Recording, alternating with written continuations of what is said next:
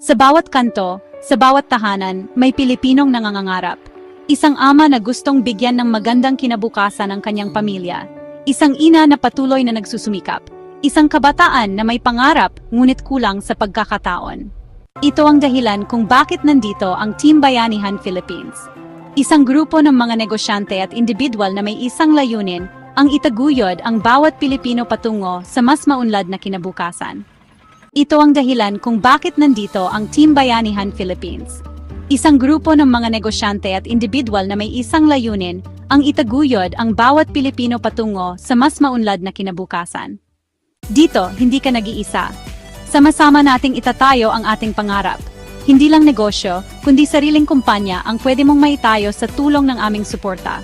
Libre naming ibinibigay ang kaalaman at skills para sa mas magandang kinabukasan. Mula sa health at emergency savings hanggang sa counseling at youth programs, nandito kami para sa iyo.